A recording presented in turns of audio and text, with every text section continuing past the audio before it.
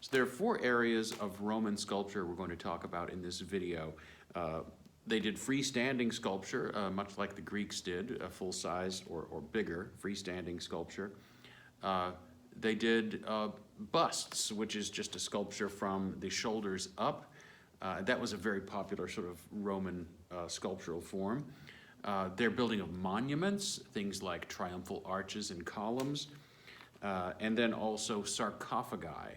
So sarcophagi were basically above-ground tombs. Now, the first one, the freestanding sculptures, like so much of their art, they really took from the Greeks. In fact, the first Roman sculptures, many of them were just copies of Greek originals. The Roman artists would carve in marble what they saw the Greeks had done, mostly in bronze, right?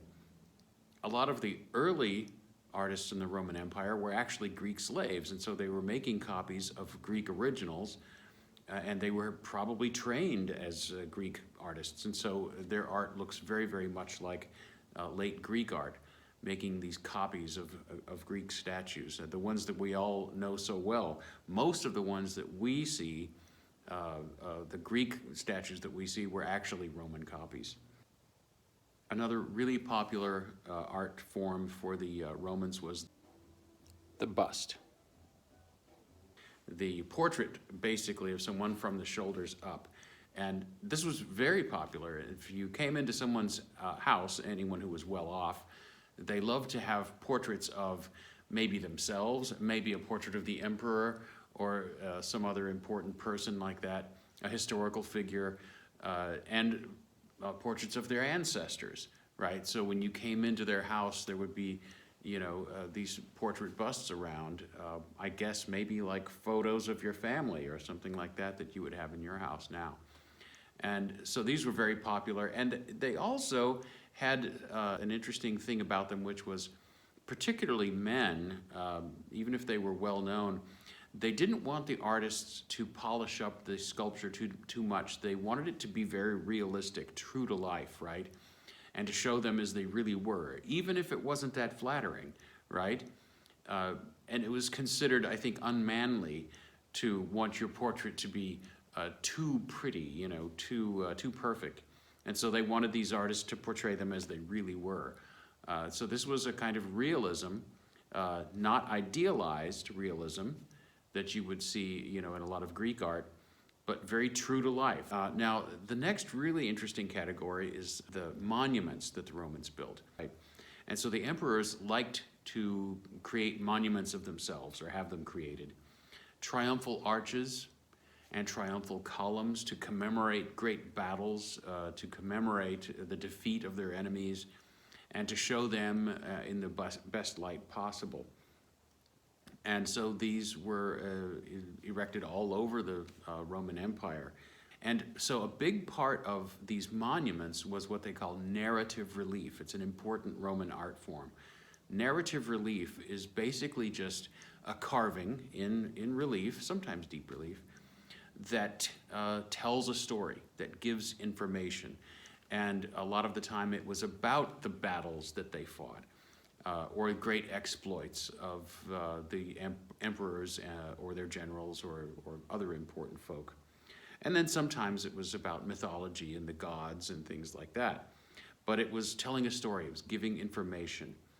And these, as the Roman Empire moves forward in time, and it loses more of the influence of the Greeks, you start to see the art become not as sophisticated as it used to be, not as beautiful, not as proportional and harmonious. They were losing interest in presenting things in a beautiful, realistic way, and more interested in getting across the information that they wanted to get across.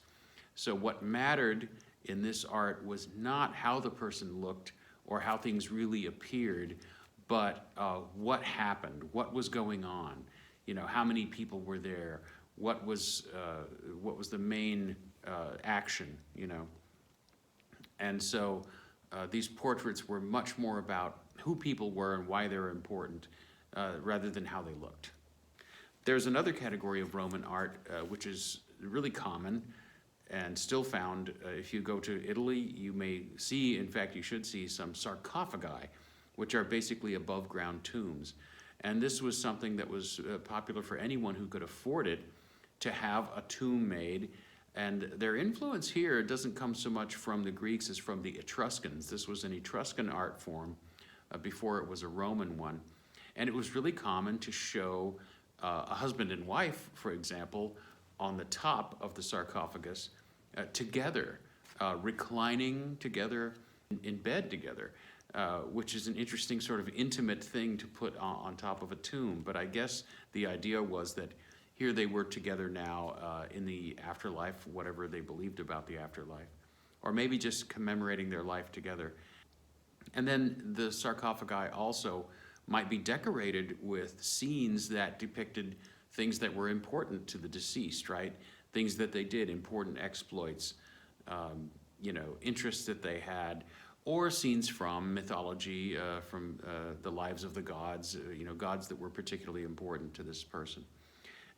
So this is something where you see often a really high level of artwork, but then at other times, things that were more decorative, not as sophisticated.